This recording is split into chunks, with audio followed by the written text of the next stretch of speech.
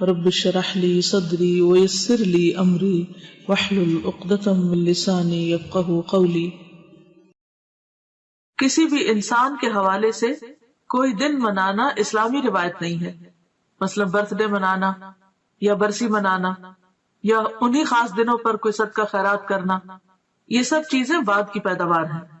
صحابہ کرام ان چیزوں سے بہت آگے تھے، ان کی زندگیوں میں ایسی مصروفیات نہیں تھی، اسی وجہ سے انہوں نے بڑے بڑے کام کیے، دین کی بڑی خدمت کی۔ آج ہم میں سے اکثر لوگ وقت کی کمی کا شکایت کرتے ہیں کہ وقت نہیں ہے، تو اس کی بھی اصل وجہ کیا ہے؟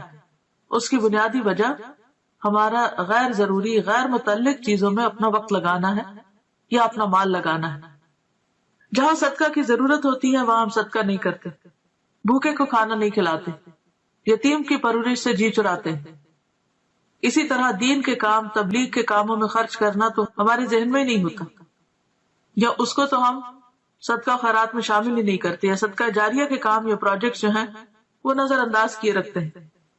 یعنی اوور آل جو امت کی حالت، اسی وجہ سے ہماری حالت دیکھنے کے قابل ہے۔ لیکن پھر ہمارا مال کہاں جاتا ہے؟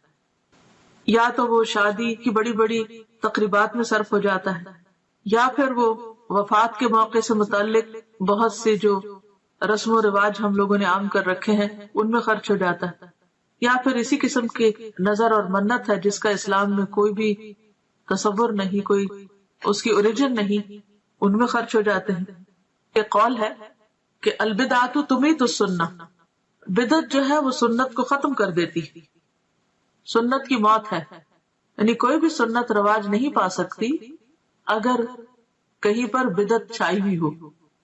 تو یہ عام سمجھ میں آنے والی کامن سینس کی بات ہے کہ اگر آپ اپنے وقت کو یا اپنی جگہ کو یا اپنے کسی بھی کام کو غیر ضروری چیزوں سے سٹف کر دیں گے، بھر دیں گے، اور غیر متعلقہ چیزیں اس میں کرنے لگیں گے، تو جو اصل چیز ہے یا اہم کام ہے وہ نہیں ہو سکے گا۔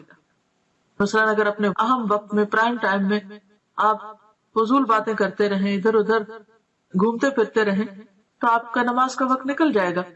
اسی طرح اگر آپ اپنے صدقہ خیرات کو غیر ضروری چیزوں پر لگا دیں گے تو ضروری چیزوں پر خرچ کرنے کے لیے آپ کے پاس مال نہیں رہے گا۔ اسی طرح اگر آپ کی دلچسپیاں صرف انٹرٹینمنٹ میں لگ گئی تو آپ کے پاس وقت نہیں رہے گا کہ آپ کوئی سنجیدہ کام کر سکیں۔